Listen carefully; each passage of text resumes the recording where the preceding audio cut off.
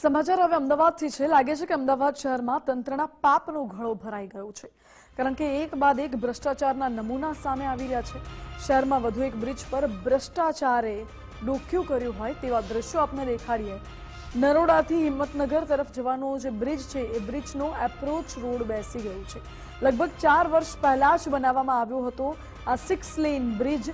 સવાલ એ ઉઠે છે કે શું આ બ્રિજમાં ભરપૂર રીતે ભ્રષ્ટાચાર આચરવામાં આવ્યો છે, કારણ કે બ્રિજ પર માત્ર બેરિકેડ લગાવીને હાલ તો તંત્રએ સંતોષ માની લીધો હોય તેવું લાગે છે। એક તો જર્જરિત બ્રિજના સમારકામ, ઇન્સ્પેક્શનની અનેક સૂચનાઓ આપવામાં આવે છે। સીએમ પણ આ બાબતે સતત અધિકારીઓને આદેશ કરે છે, પરંતુ અધિકારીઓ શું કરે છે આનો આ ઉત્તમ નમૂનો છે। બ્રિજની કામગીરીમાં દાવાઓ વચ્ચે વધુ એક બ્રિજ પર જોખમ ઊભું થયું હોય તેના આ દ્રશ્યો છે। રાજ્યમાં વધુ એક બ્રિજ જર્જરિત થયો હોય તે પ્રમાણેના હાલ દ્રશ્યો સામે આવી રહ્યા છે। હું જે બ્રિજ પર છું તે બ્રિજ નરોડાથી હિંમતનગરને જોડતો આ બ્રિજ છે। અંદાજિત 4 થી 5 વર્ષ પહેલા આ બ્રિજનું નિર્માણ કાર્ય થયું હતું। 6 લેન બ્રિજ જે છે તે આખો તૈયાર કરવામાં આવ્યો હતો, જેમાં ભ્રષ્ટાચારી આખાએ જે ગાબડા છે ભ્રષ્ટાચારના તે હાલ સ્પષ્ટપણે સાબિત થઈ રહ્યા છે। હું કેમેરામેન વિકી ઠાકોરને કહીશ કે બ્રિજનો જે એક્સપાન્સના જે ભાગ છે તેના દ્રશ્ય બતાવવા માંગે।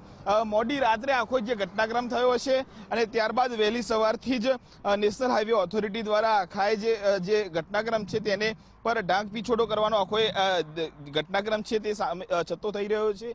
આ દ્રશ્યો જ્યાં હાલ આ ભીની જગ્યા છે તે હાલ બેસી ગયેલી સ્થિતિમાં આપ જોશો, અને તેના જ કારણે આ આખું જે સ્ક્વેર છે તે સ્ક્વેરને અહીંયાથી દૂર કરવામાં આવ્યું છે, કારણ કે અહીંયા ભ્રષ્ટાચાર રૂપી આખું ગાબડું પડ્યું।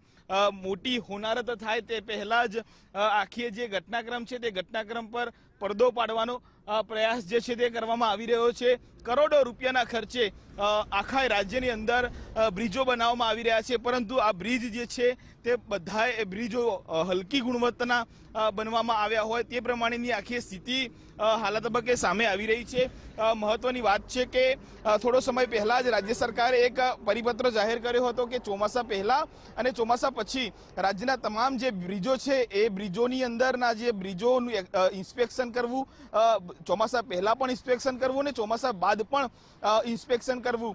પરંતુ આ આખા ઘટનાક્રમની અંદર જે ભ્રષ્ટ બાબુઓ છે તે બાબુઓ ક્યાંક પોતાની એસી ચેમ્બર છોડવા નથી માંગતા, અને તેના જ કારણે ગુજરાતના નાગરિકો જીવના જોખમે રાજ્યના આવા તમામ મોટા જે ધોરીમાર્ગો છે ત્યાં ઓવરબ્રિજો બનાવવામાં આવ્યા છે તે ઓવરબ્રિજો પરથી પસાર થવા મજબૂર બને છે, અને તેના જ કારણે મોટી ઘટનાઓ બનતી હોય છે। આ દ્રશ્યો ફરીથી આપણે બતાવવા માંગીશ કે આખી જે પ્રમાણે બ્રિજની જે સ્થિતિ છે તે બ્રિજની સ્થિતિમાં સામેનો જે ભાગ છે એ તેમાં આપ સ્પષ્ટપણે જોઈ શકશો કે આખી શંકુ આકારે આખી જે બ્રિજની કન્ડિશન છે તે જોવા મળી રહી છે, અને તેમાં જે છે તે ભ્રષ્ટાચાર રૂપિયા ગાબડા જે બોલતા પુરાવા છે। રાજ્ય સરકાર જે પ્રમાણે દાવા કરે છે કે ભ્રષ્ટાચાર નથી થયો, પરંતુ હા ભ્રષ્ટાચાર થયો છે, કારણ કે આ બ્રિજની આ સ્થિતિ આપ જોઈ શકો છો, કારણ કે જે પ્રમાણે ભ્રષ્ટ બાબુએ જે ઇન્સ્પેક્શન ચોમાસા પહેલા કરવું જોઈએ તે ઇન્સ્પેક્શન નથી થયું,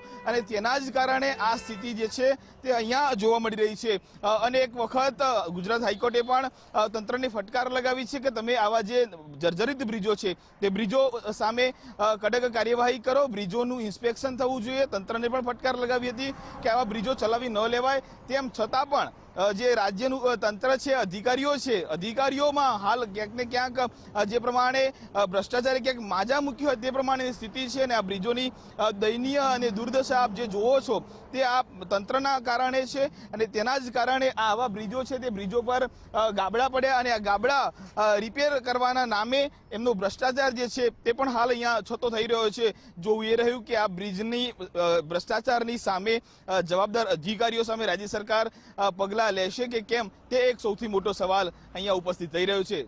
કેમેરામેન વિકી ઠાકોર સાથે કલ્પિન ત્રિવેદી, ગુજરાત ફર્સ્ટ।